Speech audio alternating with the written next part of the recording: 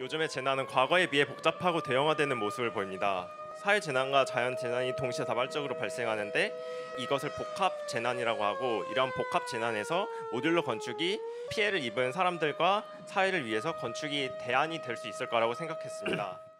이 그림은 저희가 재난 상황에서 피난의 순서를 나타내는 것입니다. 임시 주거 시설에서 재난이 끝날 때까지 생활해야 된다는 것을 알 수 있습니다.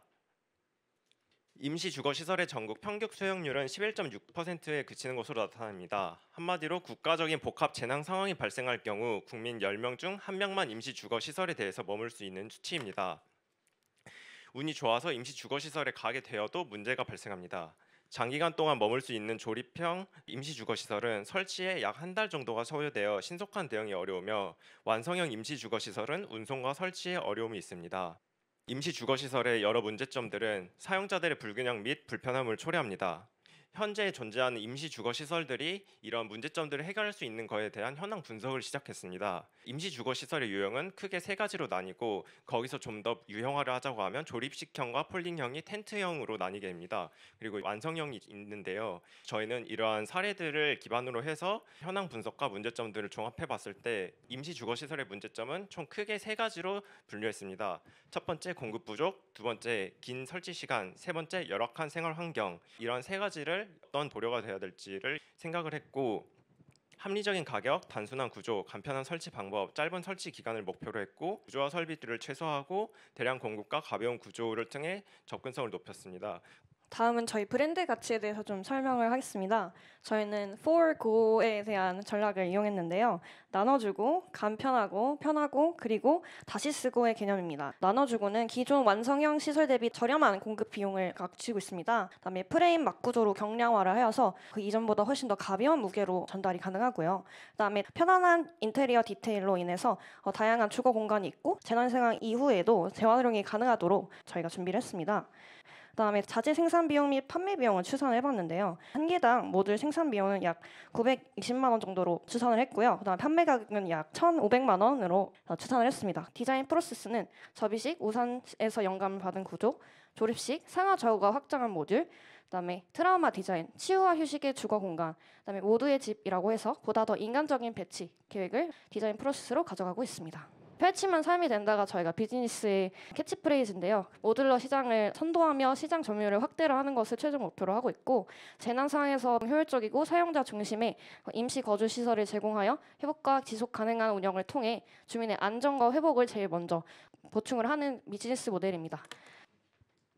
네, 저희의 캐치프라이즈인 펼치면 삶이 된다였으므로 실제로 펼쳐볼 수 있는 팜플렛을 준비했습니다. 만약에 이 제품이 실제로 나왔을 때 이러한 사용 방식을 토대로 모듈을 조립하고 사용해 주시면 좋은 임시 주거 시설이 될 수 있을 거라고 생각합니다. 저희 디자인으로 넘어가게 되면 총 5단계의 시나리오를 적용해서, 첫 번째로 모듈러의 운송 및 보관 단계, 두 번째로 모듈러 재난 발생 단계, 그리고 재난 발생 직후 단계, 그 다음 재난 상황 이후 단계, 그리고 재난 상황 종료 단계에 맞춰서 모듈러의 구조, 조립 방식, 확장, 사용, 재사용, 이렇게 5가지 방식으로 디벨롭을 했습니다. 먼저 폴딩 및 조립 부품을 생산을 하기 때문에 공장에서 프리페어 방식으로 생산이 되게 되고, 기본 모듈 규격 같은 경우에는 3.5 곱하기 3.5 곱하기 2.7m가 됩니다. 이를 운송과 보관을 위해서 패킹을 하게 되면 3.5 곱하기 3.5 곱하기 1.1m의 부피가 나오게 됩니다. 트레일러 긴반을 기준으로 했을 때 모듈 10개를 한 트레일러로 운반이 가능해집니다. 기존의 이점이었던 운송과 수송의 용이성을 좀 더 극대화했다라고 보시면 되겠습니다. 다음으로 모듈이 설치될 사용지에 대해서 유형화를 했는데 총 3가지로 나눌 수 있습니다. 지하 주차장이나 체육관, 강당과 같은 실내 평탄지, 그리고 학교 운동장, 공터와 같은 실외 평탄지, 그리고 건물 잔해, 산, 언덕 등과 같은 실외 경사지로, 지하 주차장 한 칸의 경우 2,500의 너비가 있고 높이가 2,300, 2,700으로 나오게 됩니다. 이곳에도 모듈을 설치를 할 수 있게끔 디자인을 했어야 됐기 때문에 가로 세로 너비 3,500이고 높이가 2,300, 2,700인 모듈 디자인을 기준으로 진행했습니다. 그리고 실외와 실외 경사지 같은 경우에는 높이 조절 조인트와 집안 고정 구조를 통해서 실외 환경에서도 수평인 환경을 구성해서 모듈을 설치할 수 있게끔 고려를 하였습니다. 주거 모듈 아이소메트리와 카탈로그인데요. 지붕, 접이식 우산, 조립식 프레임, 내벽, MEP 바닥판, 높이 조절 바닥판으로 구성이 되고 각각 사용 환경 혹은 기호에 맞춰서 기본 지붕이나 아니면 천장, 조경 혹은 태양광이라던가 팔짝 지분, 두 방향 팔짝 지분, 그리고 외벽 같은 경우에는 계급부의 형태에 따라서 다양한 부품을 주문하고 조립을 할 수 있습니다. 그리고 MEP 바닥판 같은 경우에는 PD가 추가되는 거에 따라서 500, 300의 높이를 규정을 했고 이제 화장실 모듈과 주거 모듈에 따라서 이 MEP 바닥판을 다르게 설치할 수 있습니다. 조립 설명서에는 이러한 부품들이 어떤 식으로 결합되고 사용이 될 수 있는지에 대해서 간단하게 팜플렛 형식으로 공급해 드렸고요. 주거 모듈은 이런 영상처럼 조립이 되게 됩니다. 기초 이제 MEP 그 바닥 높이 조절부터 시작해서 MEP 우산 구조, 그다음에 외곽 프레임, 그리고 이제 외벽 요소들과 함께 그리고 최종적으로 지붕판이 이제 결합되게 되면서 기본 모듈이 합쳐지게 됩니다. 여기서 중요하게 고려했던 점은 사용 환경을 개선을 하기 위해서 트라우마 디자인을 적용한 재료들을 사용했습니다. 이렇게 만들었을 때 3.5m, 3.5m 평면에서 주거 모듈을 타입으로 유형화시켰고 1인실이 공급이 필요할 때는 내벽을 설치해서 각각 1인마다 사용이 가능하게 합니다. 그리고 화장실 모듈의 경우 A형과 B형을 나누어서 MEP 이제 배관들도 고려를 하였습니다. 만들어진 주거 유닛과 화장실 유닛을 다음과 같이 AAA, BBB, AAC, BAC 등과 같이 다양한 형태로 조합이 가능해서 이후 배치를 하도록 고려를 했습니다.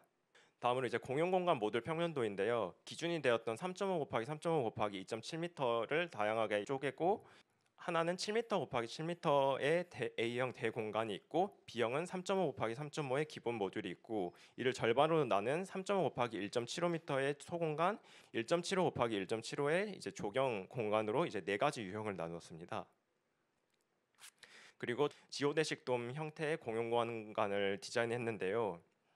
공용 공간 또한 이런 방식으로 이제 만들어지게 됩니다.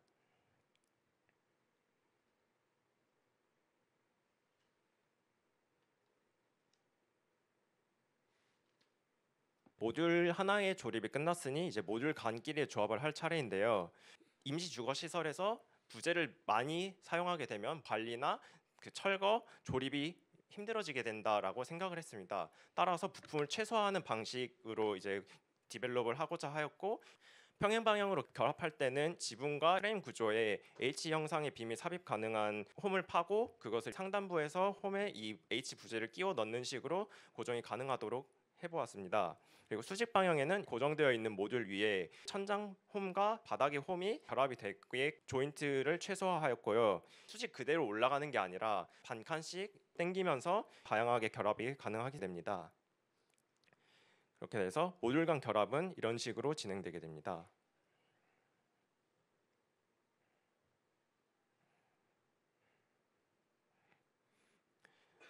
최초로 이제 주거 시설이 기획이 되고 그 다음에 공용 시설이 추가적으로 배치가 됩니다.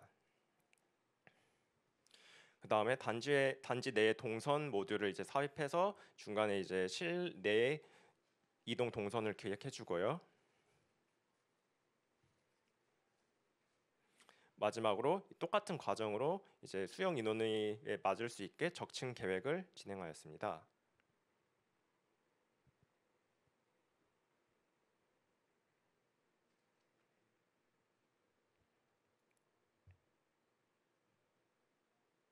네, 바로 배치 계획에 대해 설명드리겠습니다. 저희는 초등학교 운동장 최소 면적 기준인 3,000제곱미터를 기준으로 가상의 대지에서 배치를 진행하였습니다. 구성 단계로는 우선 설비 라인과 채광을 고려하여 주거 유닛은 남북 방향으로 축을 이루어 구성됩니다. 다음으로 공간 프로그램을 보며 면적 내 구성 방식을 설명드리겠습니다. 이웃들이 야외를 마주하고 더욱더 유연하게 교류할 수 있도록 하였습니다. 1계층 내 최대 수용 인원은 136명으로 만약 3계층을 그대로 적층 시 약 400명 가량을 수용할 수 있습니다. 다음은 밀도별 배치 계획입니다. 재난별 수용 인원과 거주 기간은 분류하여 세 가지 타입으로 구성하였습니다. 저밀도 배치는 주거 기간은 약 4주 이하로 주거 유닛과 거주민들이 모일 수 있는 최소한의 공용 유닛만을 배치합니다. 중밀도 배치는 거주 기간을 6개월 이하로 수용 인원을 확장하기 위해 적층이 기획되며 거주 장기화를 위한 공용 유닛이 배치되어 거주 편의성을 높여줄 수 있습니다. 마지막으로 고밀도 배치로는 대지진이나 전쟁 등 대규모 난민이 발생한 경우입니다. 거주 기간은 6개월 이상으로 거주 장기화를 고려하여 3층 적재와 모든 시설이 확장됩니다. 또한 돔 유닛이 부분적으로 구축되어 공용 유닛의 역할을 분산할 수 있습니다.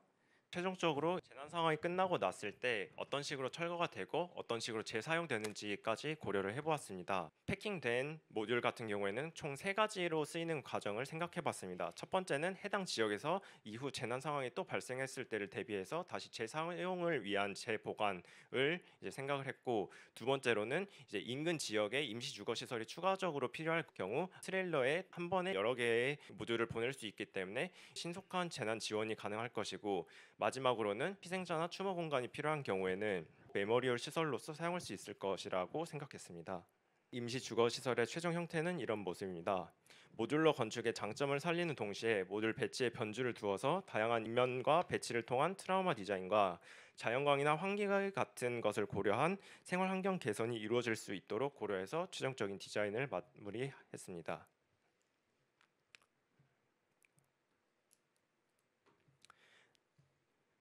마지막으로 저희의 캐치프라이즈였던 삶을 펼치다를 다시 한번 강조드리면서 발표 마치도록 하겠습니다.